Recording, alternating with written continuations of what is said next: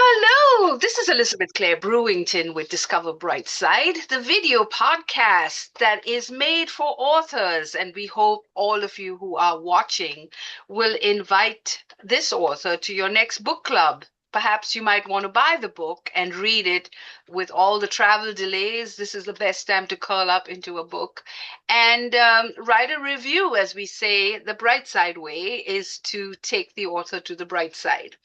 I am delighted, really, really delighted to introduce you to a wonderful book with author Jan Raeder. And this is about self-care. So as many of you are aging or we're trying not to age, we're trying to live longer and stronger. I think this book is really remarkable. It's a strive for more, and I am delighted to have in my studio the author. So, Jan, thank you so much for gifting us with this fantastic book.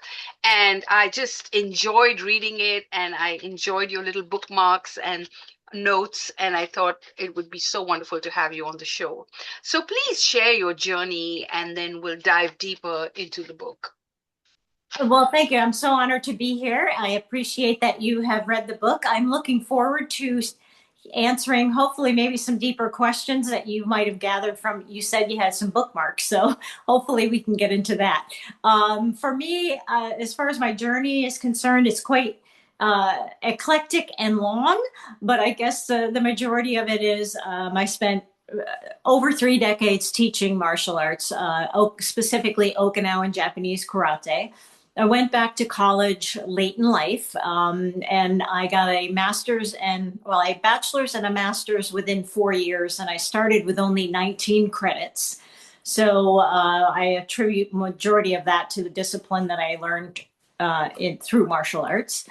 I taught a course. I actually developed a certificate program for higher education. And then I taught a course at a local college about well-being theory, because I really love to dive deep into the science of it all. And unfortunately, I was not able to go back to teaching because of the pandemic. So I decided during the pandemic, well, what can I do to help out? So I wrote the book, and it was based on my course that I taught, but I added much, much more in this book that I actually went over with the students in the course. So that's kind of, in a nutshell, if you will, a very long and eclectic background that I have. Wow. Yeah, I think that's what happened to most of us with COVID, even with our channel. We used to do live events, book hotels, and have speaking stages, and then we had to get back to Zoom. And I think it worked out for us great because we discovered this amazing online audience. If you're watching on Facebook or Instagram or YouTube, give us a clap, share a comment, and tell us what you think. So yeah, now I know this is so great that you open the book with asking a question. It's like putting that elephant in the room. What exactly is wellness? And I love the way you've addressed it because so many of us don't know the correct meaning of it. So tell us all about it. What exactly is wellness? Well, the reason that I added that is I did a couple of little videos years ago at the beginning of the pandemic. And because somebody had said, oh, you should do some little videos. So I did a couple of them. And when I was prepping for the first one, I Googled the word wellness, and 4 billion with a B, billion hits came up. And of course, I didn't look at all 4 billion of them. I just kind of glanced down a little bit on the page. And I thought what was curious about it was there were things like dog food, hotels, and shampoo that came up attached to the word wellness. So it's become quite a buzzword. It's actually a very abstract concept. And what I focus on in my book is actually the well-being side of wellness, and they kind of are together. Wellness is really related more to our physical health, how we exercise, what we eat, the things that our doctor measures for us. That would be considered more your wellness. And then your well-being is more your the psychological part, the emotions, your spiritual part of your being. Now, both things are together, because if you work on your well-being, your physical health improves. If you work on your physical health, your mental and emotional health improves. So the two are together. But I wanted to focus, because I worked so many years on the physical end of things, I wanted to focus on the emotional side and the psychological side. And I found that very fascinating, actually, in my work that I did in academia. So that's really where I focus, and kind of gives whoever's listening the difference between those two. And I wanted to, in my book, I wanted to provide a lot of the science that's been done, but to make it very accessible to anyone reading it. And it doesn't matter what level that you're at. And I've had academics read it, and I've had people that are not academics read it, and they've both gotten something out of it. So I'm really, that was one of my goals with writing this book, the way I did. Fantastic. Yeah, I think, because I think it's so important that everybody, I've talked about journaling, writing things down, to just address what wellness means to you, Yeah. because wellness is a very broad term, and having a book like Jan's book in front of you will really guide you on this journey. So you really want to understand, what is it? So write in the comments while you're watching this video, what does wellness mean to you? Because I'd like to hear from you on what does wellness mean to you, and then we'll go into, now that you know what wellness means to you, we'll without giving away the book, because we really want you to buy the book, without giving you the, can we touch upon these pillars, because now we're going into that journey. And I love this martial arts, because it's so disciplined, and taking care of yourself is a discipline. Many of you think you can be casual about it. You can't. That Right. you got to be very disciplined about it, and learning it from a martial artist, what better way? So yes, share with me, without giving away the thunder of the book, because we want you to buy the book. Tell us about these pillars that you've identified. Well, what I have, the reason my book is entitled Strive for More, it's actually an acronym: M.O.R.E. And those 4 letters stand for meaning, optimism, relationships, and engagement. And those are some pillars that researchers have found really contribute to our well-being. So what that means is, one researcher in particular, Martin Seligman, he's the father of positive psychology. He developed his theory, which I would taught in my college course that I taught, was PERMA. And what I did is I kind of adapted his PERMA acronym to something more memorable, because it's hard to remember PERMA. So I thought M.O.R.E. is easy to remember. Plus, it's kind of a play on words. If you work on more meaning in your life, it helps you out. If you're more optimistic, it helps you out. If you develop more quality relationships, that helps you out. And if you engage more, that makes a big difference. So I thought that acronym of MORE helped in a lot of different ways. So that's really what it stands for: meaning, optimism, relationships, and engagement. I love it. It's like strive for more, don't settle for less. And we live in such a wonderful age where, we have AI, we have YouTube, we have online, we have so many opportunities that our previous ancestors did not have. And so there's no greater time than now to strive for more. And I just love it.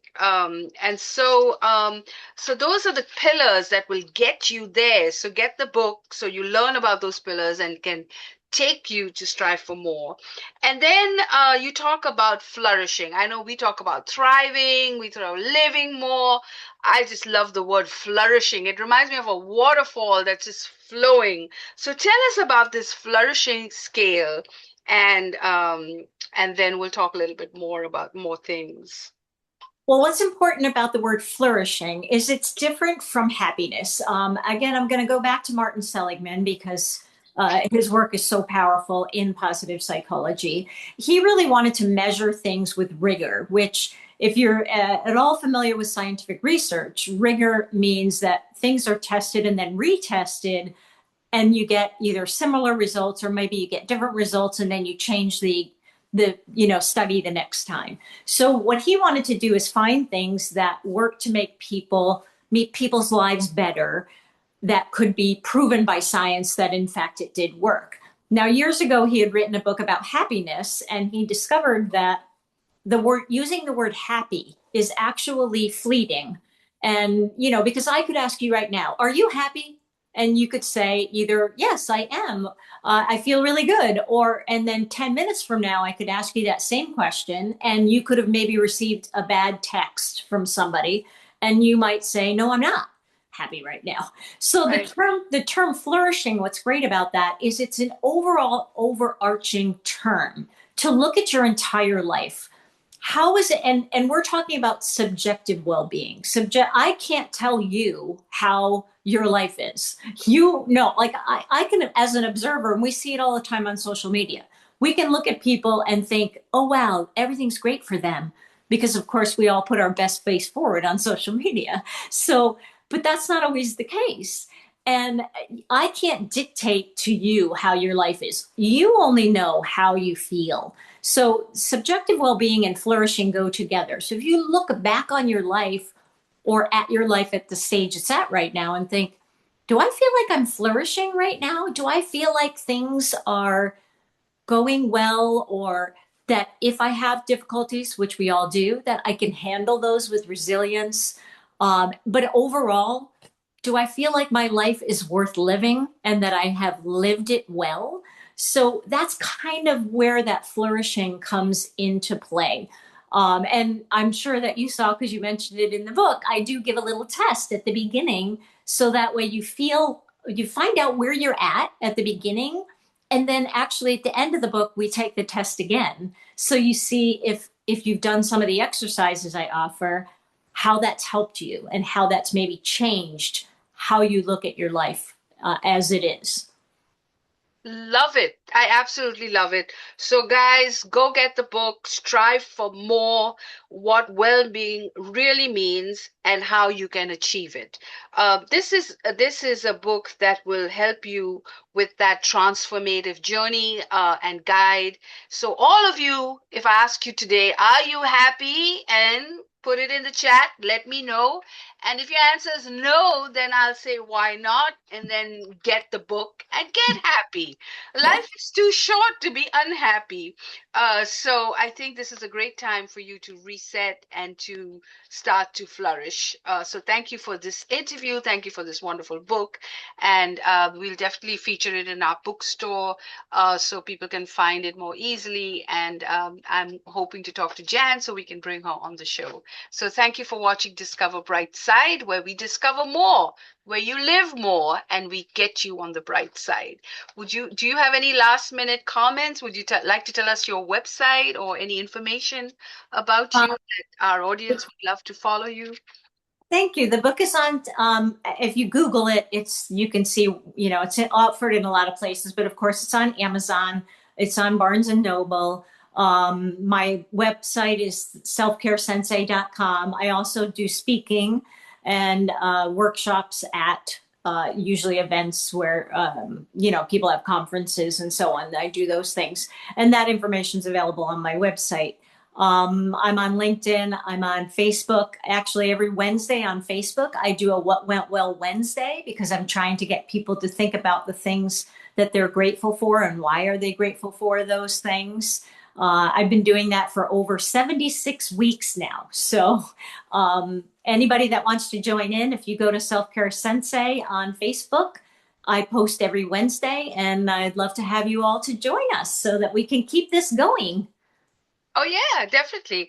We'd love to join, and you can join our groups and tell people about it as well. So that's wonderful. So thank you for this interview. Thank you for watching. Write us a comment. Tell us if you got the book. Tell us if you like the video. We'd love to hear from you. And thank you for watching Discover Brightside.